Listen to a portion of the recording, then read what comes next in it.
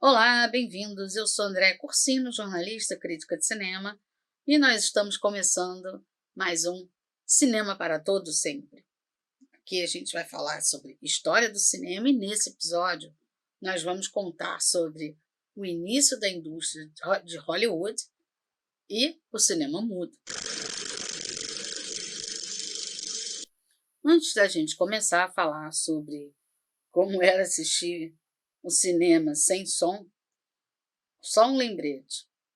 Curta nosso vídeo, se inscreva no canal, compartilhe com os amigos e ative o sininho para você estar recebendo todos os nossos vídeos, ok? Ah, um detalhe que vale muito a pena falar. Os comentários estão reservados para vocês conversarem com a gente, darem suas sugestões, ok? Qualquer dúvida, estamos aqui. Vamos em frente. Bom, nesse episódio a gente vai falar como a indústria de cinema de Hollywood nasceu. E como era assistir um filme completamente sem som? Não tinha isso. Hoje a gente tem som com equipamentos sofisticados, mas e naquela época? Como é que era? Completamente sem som.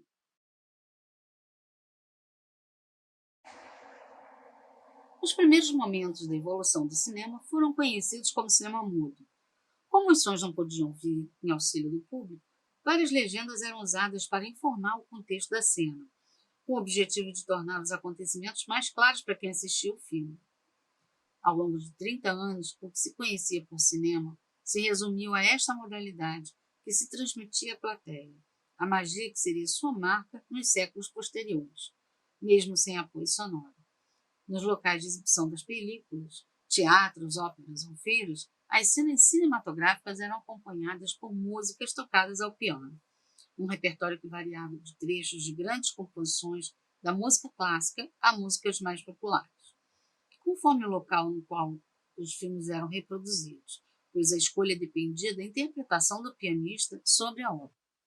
Chegando o pianinho, vamos dizer assim, a música na sala de cinema, acabou tendo uma função interessante de abafar o som dos barulhentos projetores, que eram durante a projeção, muito chato. Então, primeiro que dava uma abafada. Segundo, que os cineastas começaram a perceber que a música começou a dar um clima, né? Então a gente passa a ter uma imersão. Eu acho que essa é a primeira imersão, né, do cinema quando a música entra, porque ela dá o clima de cada cena, de cada intenção, né? E cada música ela tem essa variação de humor, de suspense, de medo. E é muito interessante isso.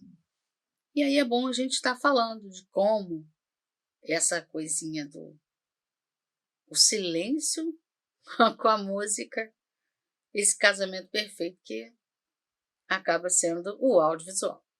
Com o tempo, as salas de exibição passaram a contar obrigatoriamente com um pianista, fazendo com que o piano e o cinema mudo se tornassem inseparáveis. Nas grandes salas de cidades maiores, a partir de meados da década de 1910, a música era executada com grandes órgãos ou até mesmo conjuntos de músicos. No Brasil, o cinema teve sua primeira exibição em 8 de junho de 1896. Isso para um pequeno grupo. Só no ano seguinte, e com o incentivo dos irmãos italianos Segreto, foi que a primeira exibição para o público foi feita. No ano seguinte,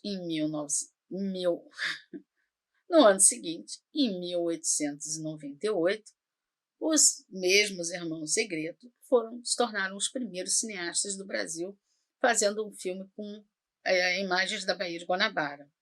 No ano seguinte, eles foram para São Paulo fazer o mesmo. Os primeiros filmes gravados no país foram, em sua maioria, documentais.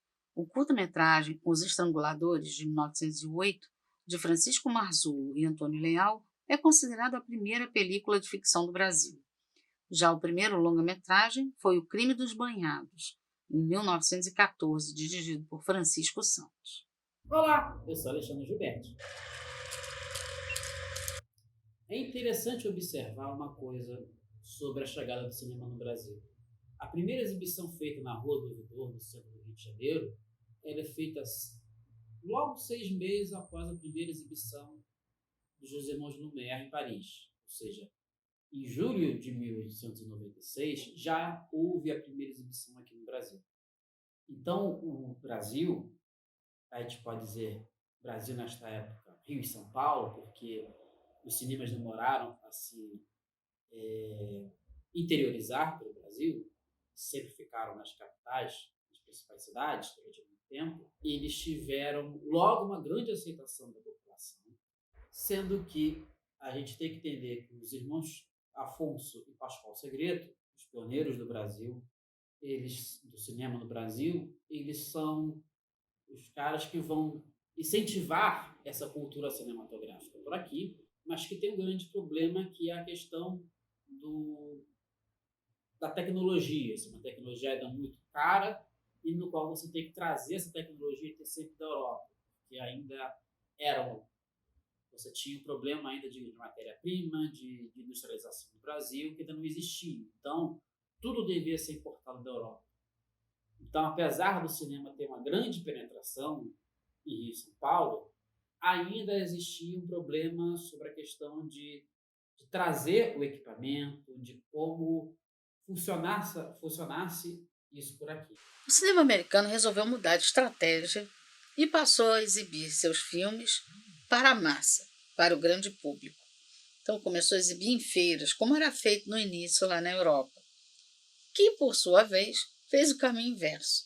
Resolveu elitizar o cinema e exibir somente para intelectuais e um cinema mais conceitual. Com essa inversão de valores, o cinema americano começou a atingir um maior número de pessoas e começou a se popularizar e começou a crescer. E em 1912, o império da Motion Pictures Association chegou ao fim, nascendo daí a indústria de cinema de Hollywood.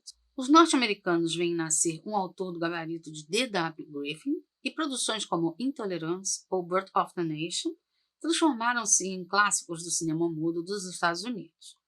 Emergem atores como Charlie Chaplin, Buster Keaton, Harold Lloyd, trio de comediantes que era dos filmes mudos na América do Norte. E foi assim que a magia começou. Surgiram as grandes estrelas de cinema que marcaram a história da sétima arte até hoje e transformou essa indústria numa indústria multimilionária. Como o cinema mudo não seria mudo para sempre, que a história do cinema já mostra a evolução de técnicas sendo desenvolvidas e ela está sempre em movimento, até porque cinema quer dizer movimento. E é hora de chegar, então, o som no cinema.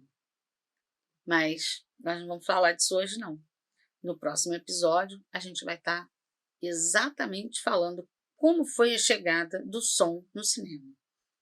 Aguardo vocês. Beijo!